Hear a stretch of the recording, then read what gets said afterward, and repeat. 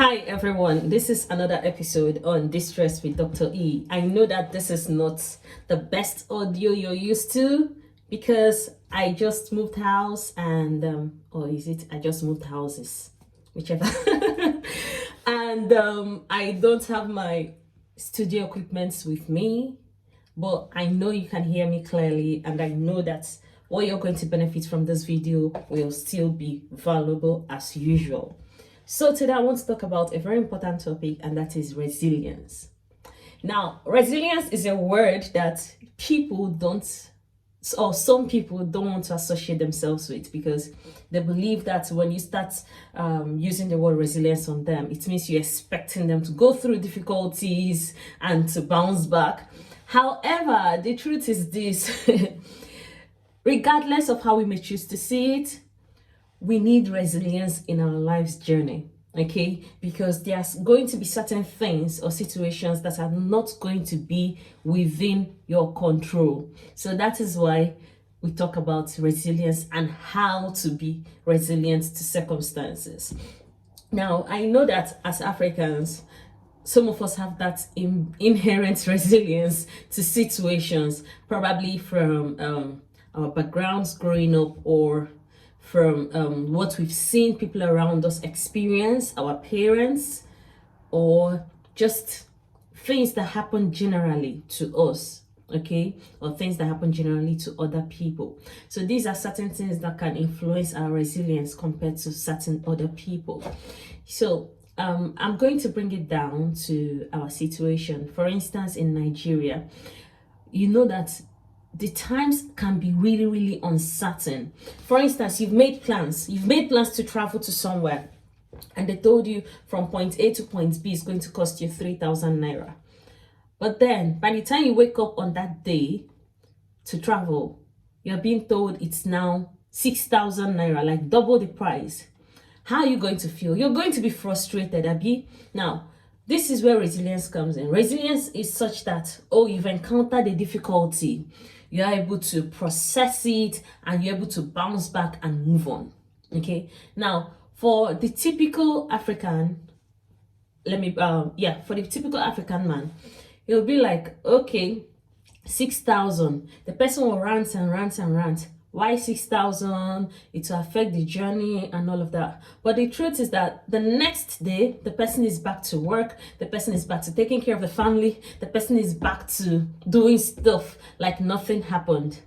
But for someone that don't have that level of resilience, the person is going to be like, I'm affected by this uncertainty, by this sudden increase in price.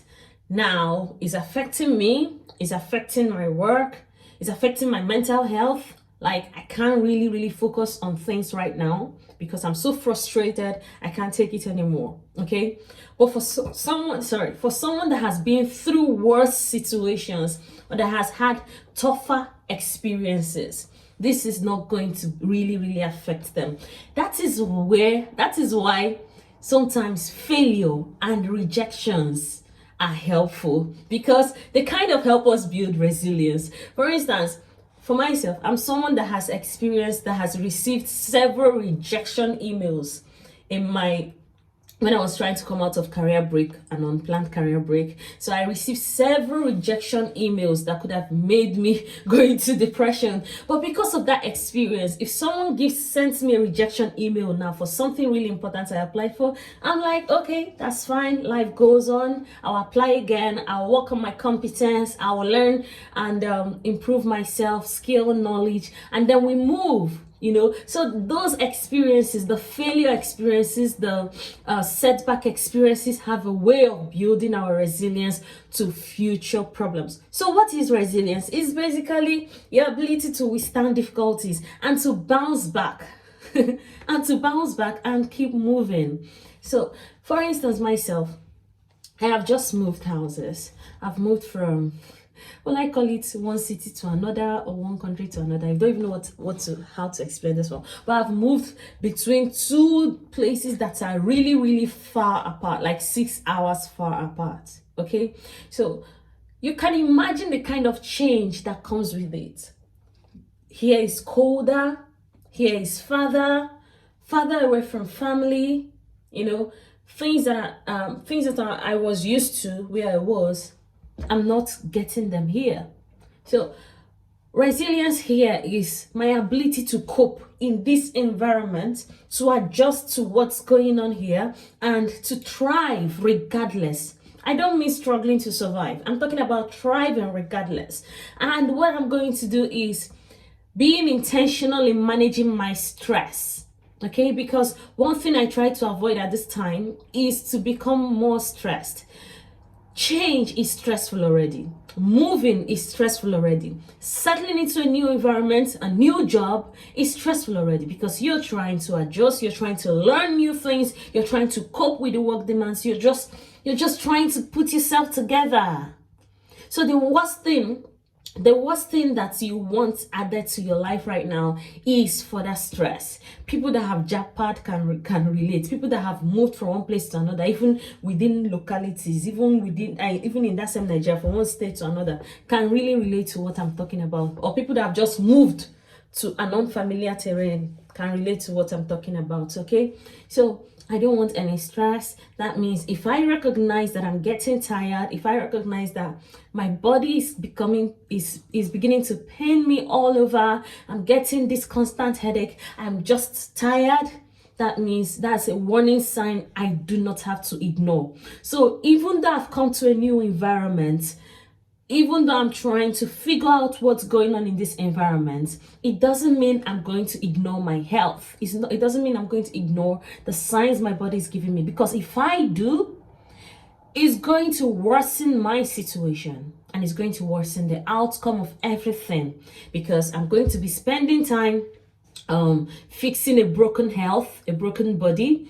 I'm going to be spending time trying to get myself back to my resting state. Maybe this is the time I would have invested in learning about the culture, learning about my workplace, settling into the city, and becoming familiar with stuff. So stress is out of the way. In fact, minimize stress as much as possible. And now the second thing that is really helpful when building resilience to changes, to uncertainties, is hope. See, if you don't have hope in this life, you struggle. You struggle. Let me give you an instance. Like when I was working there's a workplace I was during my career journey. So I was in this workplace that wasn't really the best. It was kind of stressful, anxiety inducing. Like when you're going to work, your heart is beating because you don't know what you're going to face with your boss that day. So this is the kind of workplace that made me complain, because everything seemed to be going wrong. Okay, I didn't know what to expect each day, and then the system wasn't helping matters. So such kind of workplace, if I continued complaining, I was going to probably slip into depression, anxiety, or something even more serious, or something even worse. Okay, so what happened is that I had to find hope somewhere. And my hope came from, rather than spending all the time worrying and thinking about all that is going on, why don't you focus on an exit plan? And part of that exit plan was to do an exam for the next phase. So because I had that hope, I had the exit plan, I had something else that was exciting to look up to, an adventure, a new phase to look up to, I began to channel my energy to that. Now, because I wasn't focusing on all the problems going on at work, I began to see opportunities. I began to see more opportunities to laugh, be happy. I complained even far less than I used to. Okay, so these things make a difference. So find purpose in your life. Find hope in something worthy, in something good. For instance, for Christians, we are doing all we expected to do, but then again, our hope is in the coming of our Lord Jesus. Okay, so when you remember that kind of hope, you'll be encouraged. Oh, let me keep doing the right things. Let me keep staying on the right path. But if you don't have hope, you're bound to sleep. You're bound to make to give up. you're bound to give up. So now that I've come to this new place, okay, let me just tell you what I always tell myself whenever I go to a new environment. Like when I moved to the UK newly, I always told myself, it will always get better. I think I shared this in one of my podcasts, but let me just repeat it for the sake of building resilience. It will always get better. So that mindset helped me to kind of hang on, rather than chickening out and running away. I was able to hold on and continue to push.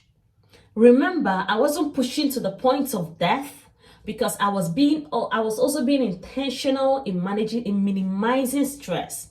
So I was pushing from a place of hope that it will always get better. So whatever difficulty I encounter now is going to be the worst of it.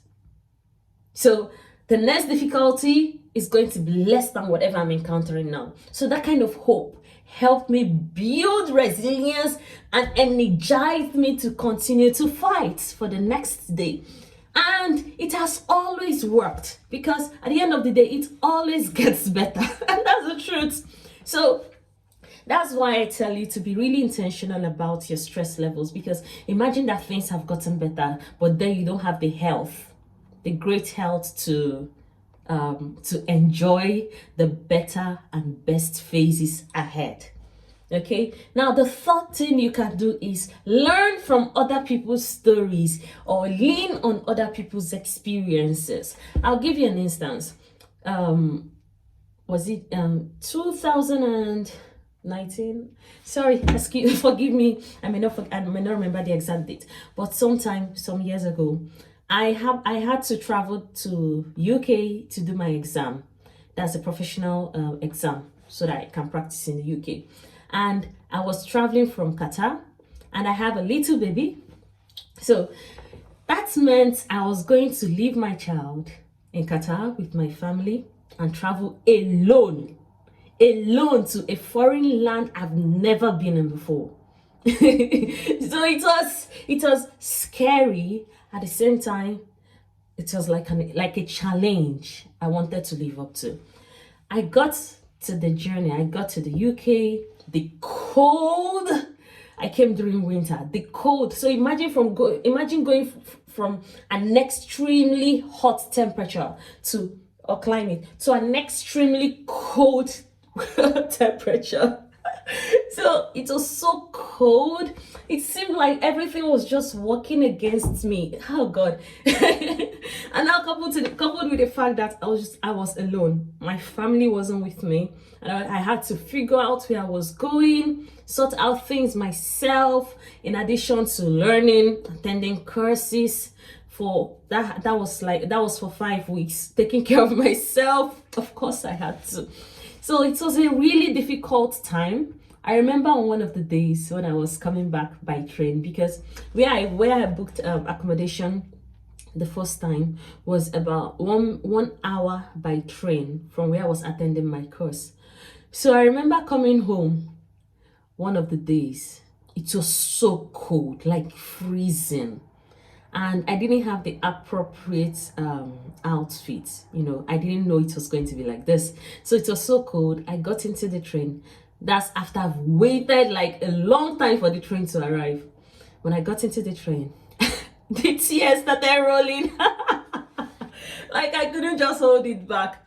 So the tears started rolling. And as they were rolling down, I started remembering my family. But then something came to mind. I remembered my husband's stories. Like whenever he and his friends gathered back then in Qatar, they always talk about their early stages, their stories of when they came into the country, Qatar, how they suffered and how they managed to survive and how things got better along the way. So when I remembered his early stories, it kind of gave me strength to push. Like if he could do that, that means I can do it as well. And then I've also seen him do other things, go extra miles for our family. And I'm like, if he can do that for the family, that means I can do it as well. So I was leaning on his story, on his own experience to help my life. And it worked, guys. It worked. So if you are able to, if you're going through a situation and you talk to someone, or you just come across a story of someone that have been in similar situation like you, it gives you that sense that, oh, finally I'm not alone. It's not just me. There are people that are going through similar situations like me. That means I can push. I'm not abnormal. So this is the kind of things that I will encourage you to do. Look around you, even if it's the story of your parents. Most people you've seen have a story of grass to grace. So lean on those stories, lean on their own experiences, and use it as a motivation, as an inspiration that you too can do it, you too can thrive and continue to push. Okay. And then the fourth one is, please don't isolate yourself in this life. Don't isolate yourself. I know that with adulthood, you tend to kind of reevaluate your friends, the people that are actually genuine, the people that really care about you, the people that are really interested in your well-being, in your welfare. While you're at it, don't chase everyone away. Don't chase everyone away, because no man is an island. Okay. And then for introverts, if anyhow, just get one person, whether it's your spouse, a friend, a sister, a brother, that you can talk to. Okay, because life can be really hard, especially when you do it alone. Just get someone to talk to, get someone to lean on. And then the final one I'm going to talk about is positive affirmations. So positive affirmations are really helpful. Okay, if you're a Christian, there are so many you can borrow from the scripture, like the Lord is my shepherd, I shall not want. Lions may go hungry for lack of food, but those who put their trust in the Lord shall lack nothing good. There are so many things you can borrow from there. There are so many positive affirmations you can use for yourself.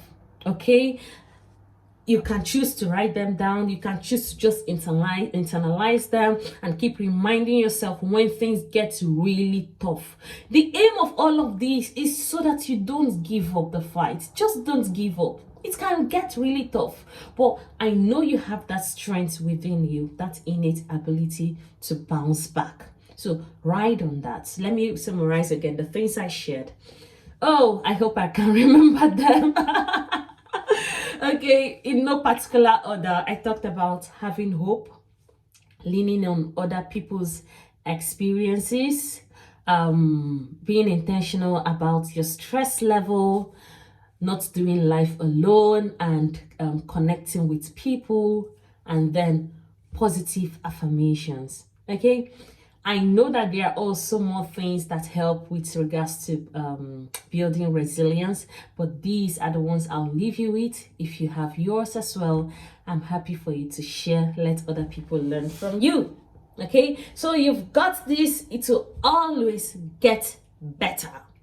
Don't give up, don't lose hope. And if you found this podcast valuable, I encourage you to share with someone that is going through changes, that is going through probably a difficult time, difficult situation. In fact, times are tough. Just share it with everyone.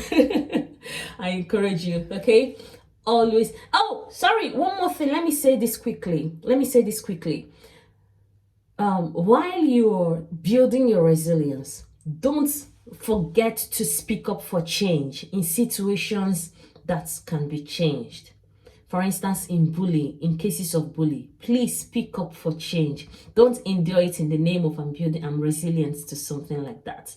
No, please speak up for change. You don't want your mental health to start deteriorating because you're tolerating something really toxic that is stealing from your mental wellness bank. Okay, so please speak up for change in situations like that. Thank you again for listening. Share, download, subscribe, comment, and everything lovely. Cheers to you. Bye-bye.